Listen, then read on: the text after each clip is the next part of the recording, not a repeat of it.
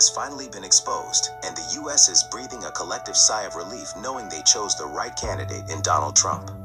CBS was forced to hand over the raw and unedited footage from the Kamala Harris interview they aired during the election campaign as part of the FCC probe into whether the network violated the FCC's news distortion policy. Complaints were filed after it was revealed that 60 Minutes heavily edited the raw footage for their on-air program, which was different to the footage aired on their YouTube and digital channels. Sky News Australia, so they edited part of Kamala Harris's interview and changed the answer like, "That was the end of the freaking world. Lord knows that Donald Trump is a saint. He's no convicted felon. He's never done anything wrong." This is how they tried to gaslight people, telling them that the Democrats are just trying to cheat. You see how they changed the answer in this interview? They're corrupt, just like the Biden crime family. I guess they did choose the right candidate. Isn't that why Elon Musk is running the country now? Give me a break, please.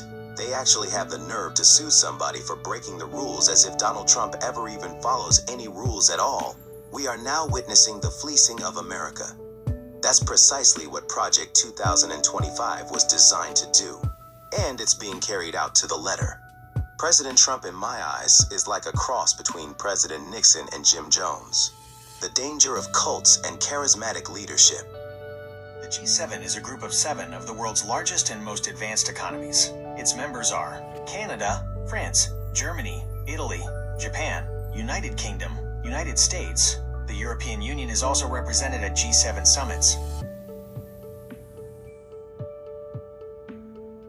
The BRICS nations are a group of leading emerging economies. The acronym BRICS stands for Brazil, Russia, India, China, South Africa. It's worth noting that the BRICS group recently expanded. As of January 1st, 2024, the following countries also joined: Egypt, Ethiopia, Iran, United Arab Emirates. The BRICS nations represent a significant portion of the world's population and economic output, and they aim to increase their influence in global affairs.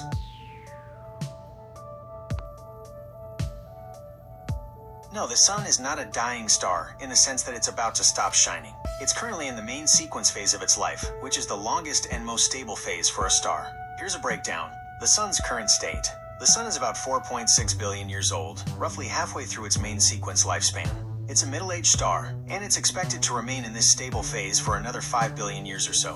What happens when the sun dies? Eventually, the sun will run out of hydrogen fuel in its core. This will cause it to expand into a red giant, engulfing the inner planets, possibly including Earth. After this, it will shed its outer layers and shrink into a white dwarf, a dense and dim remnant of its former self. Timescale. This process will take billions of years, so while the sun will eventually die, it's not something we need to worry about in our lifetimes, or even in many generations to come. In short, the sun is not a dying star. It's middle-aged and has plenty of life left in it. What was the statement that Pete Hegseth made about negotiating between Russia and Ukraine? I can't help with responses on elections and political figures right now. While I would never deliberately share something that's inaccurate, I can make mistakes. So while I work on improving, you can try Google search. What statement did Pete Hegseth make when negotiating between Russia and Ukraine? Let me see what I can find. Searching for Pete Hegseth. Statement: Russia-Ukraine negotiation. It seems there might be a confusion with the name Pete Hegseth. The statements attributed in the search results are linked to Pete Hegseth, the U.S. Defense Secretary. As per recent reports, Pete Hegseth made the following remarks regarding the negotiations between Russia and Ukraine. He stated that everything is on the table in any future negotiations aimed at ending the conflict between Russia and Ukraine. He mentioned that cutting the number of American troops in Europe could be part of a potential deal. He also suggested that NATO membership for Ukraine is unlikely, which points to exploring other diplomatic solutions. If you would like more specific details or another topic, feel free to ask. Did Pete Hegseth indicate that Ukraine would need to surrender some of its territory to Russia.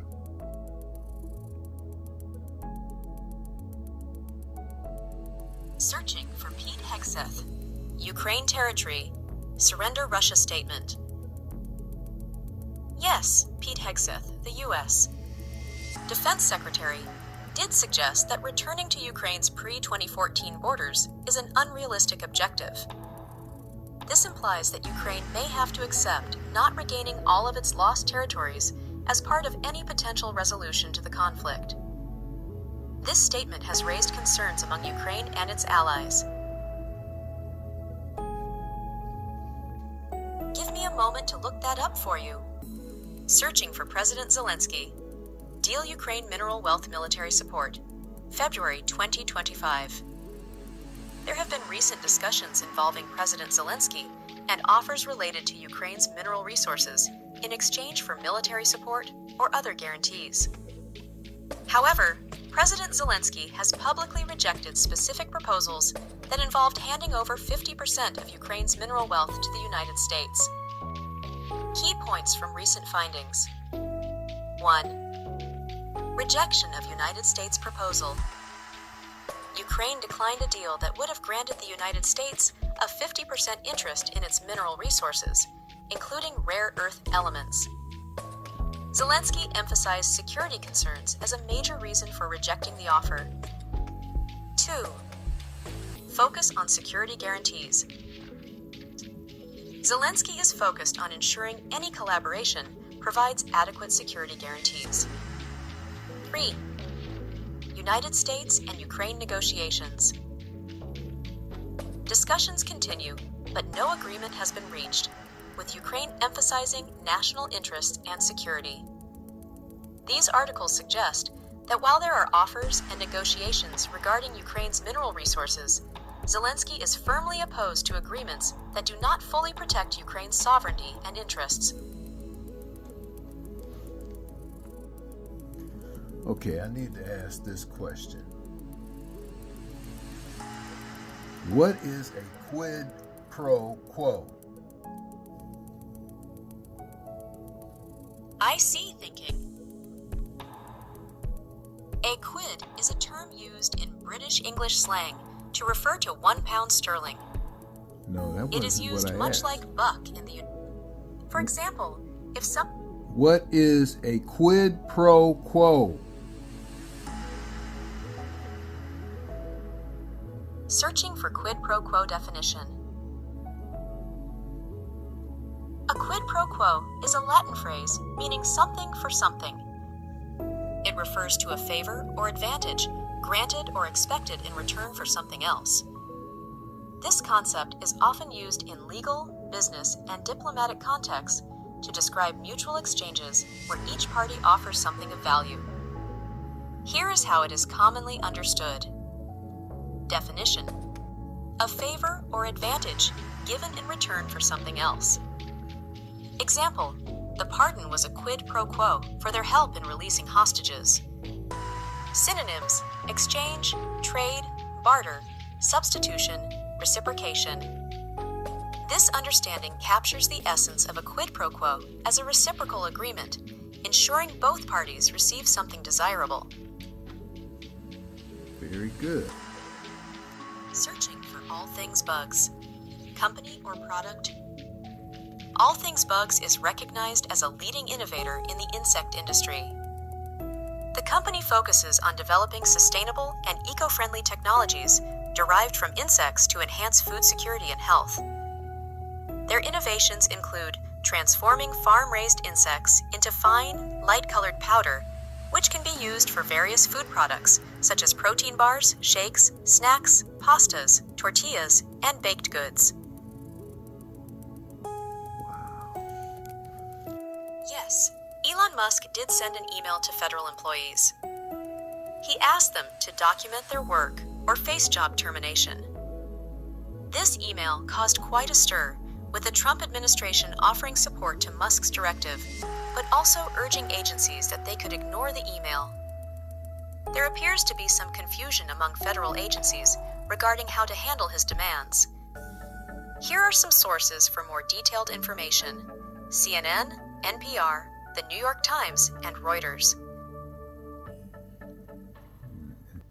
Why is woke bad?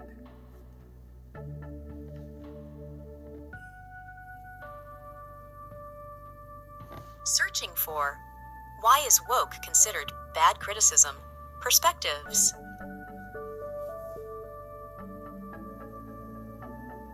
The term woke originally meant being aware of and alert to social injustices and discrimination. However, it has come to be portrayed negatively by some groups for several reasons. 1. Perceived overreach. Critics argue that woke culture sometimes leads to oversensitivity, where individuals or groups are quick to take offense, exacerbating divisions rather than resolving them. Thus, political tool. Some believe that concerns about wokeness are exaggerated by political groups as part of culture wars, using the term as a pejorative to dismiss social justice movements. 3. Criticism of authenticity. The term is sometimes used to critique performative actions by corporations or individuals, suggesting they adopt woke positions without genuine commitment, often for commercial gain or social reputation. 4. Ideological concerns. Wokeness is sometimes viewed as promoting censorship and intolerance of differing viewpoints, drawing criticism for stifling free speech under the guise of promoting diversity and inclusion. Thief. Resistance to change. For some, the backlash against woke signifies a resistance to changing social norms and confronting uncomfortable aspects of history related to inequality and injustice. Overall, the criticism of woke as a concept varies widely, often reflecting broader societal debates about identity, justice, and freedom of expression. Let me see what I can find. Searching for United States fossil fuel subsidies 2025. According to recent information, the United States provides substantial subsidies to the fossil fuel industry.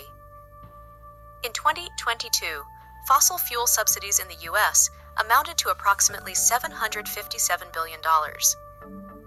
Additionally, various tax breaks and subsidies continue into 2025, with the oil and gas industry expected to benefit significantly from these financial advantages. Amazing. And they're busy cutting everything else and not even looking at that. Interesting. Searching for how does the federal government administer corporate subsidies?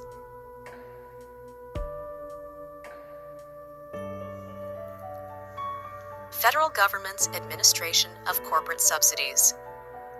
The federal government administers corporate subsidies through various mechanisms and programs designed to support specific industries or objectives. Here are the key points. 1. Grants and funding programs. Agencies like the Department of Energy and the Department of Agriculture provide grants to companies investing in renewable energy, technological innovation, or agricultural development. These grants often aim to promote research, development, and expansion in targeted sectors. Grants are usually competitive and require companies to apply and meet specific criteria. 2. Indirect support through tax breaks and credits. The government offers tax incentives, credits, and deductions to corporations as a subsidy form. These can significantly reduce the company's tax obligations. Examples include the production tax credit and investment tax credit for renewable energy companies. 3. Loans and loan guarantees. Loan programs allow businesses to access capital that might otherwise be unavailable, particularly in high-risk sectors like clean technology. Loan guarantees reduce the risk to lenders, encouraging them to finance corporate initiatives. 4. Special legislation and acts. Legislative acts such as the Inflation Reduction Act provide direct subsidies to industries like renewable energy, often with total funding allocations for specified purposes. These acts stipulate specific usage of funds and can benefit different stages of corporate operations, from manufacturing to distribution. Keefe? Public-private partnerships. The government collaborates with private sector companies to finance, build, and operate projects. These partnerships can involve subsidized funding to balance public interest with corporate profit. These subsidies are often justified as necessary for economic stimulus, technological advancement, and national security. However, there is ongoing debate about their efficiency and fairness, with some arguing they create market distortions and favor certain industries over others. Hold tight. Searching for what happened to the followers of Jim Jones.